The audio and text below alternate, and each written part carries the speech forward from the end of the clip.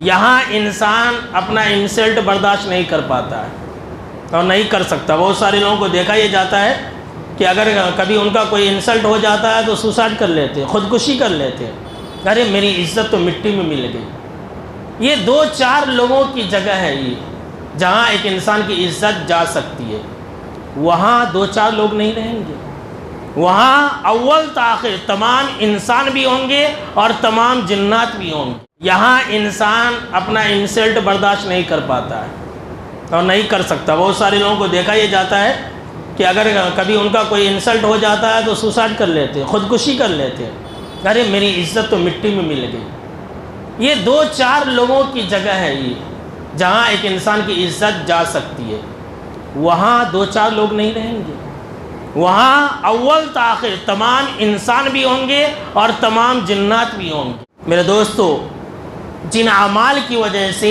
ایک انسان کو عزت مل سکتی ہے وہ ہے نیک اعمال، اور جن برے اعمال کی وجہ سے ایک انسان کو ذلت ملے گی آخرت کے دن حشر کے میدان میں، وہ ہے برے اعمال، نیکیاں نہ کرنا۔ اللہ نے قرآن مجید کے اندر یہ بیان فرمایا کہ من جاء بالحسنۃ فلہ خیر منہا، کہ جو انسان نیکیاں کر کے آئے گا اسے وہاں پر اس سے کئی گنا بہتر ملے گا۔ آگے اللہ رب العالمین نے فرمایا وَهُم مِّن فَزَعٍ يَوْمَئِذٍ آمِنُونَ، اور ایسے لوگ اس دن یعنی کہ قیامت کے دن ڈر اور خوف سے محفوظ کر دیے جائیں گے۔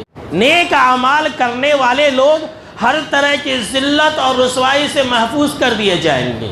جس دن لوگ ڈر جائیں گے، جس دن لوگ گھبرا رہے ہوں گے، جس دن لوگ تھر تھر کانپ رہے ہوں گے، جس دن انبیاء اور رسول بھی یہ کہہ رہے ہوں گے کہ رب سلم وسلم، اے اللہ مجھے بچا لے، اے اللہ مجھے بچا لے، اس دن اللہ رب العالمین نیک اعمال کرنے والوں کو امن دے دے گا، چین اور سکون دے دے گا۔